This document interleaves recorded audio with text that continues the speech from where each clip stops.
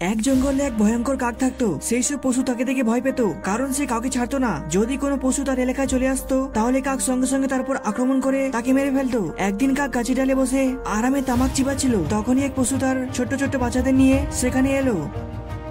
কাক সঙ্গে সঙ্গে তার উপর আক্রমণ করলো। সেই প্রাণীটি প্রাণ বাঁচানোর চেষ্টা করলো, কিন্তু কাক তাকে মেরে মাটির নিচে ঘিরে দিল। সেই প্রাণীর বাচ্চাটি খুব কষ্ট পেল এবং রেগে সেখান থেকে চলে গেল। তারা শপথ নিল এর প্রতিশোধ নেবে। কয়েকদিন পরে তারা ফিরে এলো। অন্য এক কাককে কাঁদতে কাঁদতে বলল, আমাদের মাফ করে দাও, আমরা আর তোমার শত্রু নই। কাক তাদের সরলতা দেখে বিশ্বাস করে নিল। সে তাদের নিজের বাচ্চার মতো আদর যত্ন করতে লাগলো। সেই কাক তাকে খেতে দিল। সেই কাক একদিন শিকারে বেরোলো। তখনই বেজির বাচ্চারা অন্য এক কাককে এইসব কথা বললো যে তোমার সাথী আমার বাবা মাকে মেরে ফেলেছে। সেই কাকটি প্রথম বিশ্বাস করলো না, কিন্তু তারা যখন তাকে তার হাড়গুলো দেখালো তখন তার বিশ্বাস হলো এবং সে অনেক কষ্টও পেল। কাক রেগে গিয়ে বাসা থেকে একটি পুরনো ধনুক এনে বাচ্চাদের হাতে দিল। সন্ধ্যায় কাক ফিরে আসতেই সেই প্রাণীর বাচ্চাটি তারপর তীর চালালো। তীরের আঘাতে কাক সেখানে মারা গেল। এইভাবে সেই প্রাণীর বাচ্চাটি তার বাবা মার মৃত্যুর প্রতিশোধ নিতে পারলো। ভিডিওটি ভালো লাগলে অবশ্যই একটা লাইক আর চ্যানেলটি সাবস্ক্রাইব করো।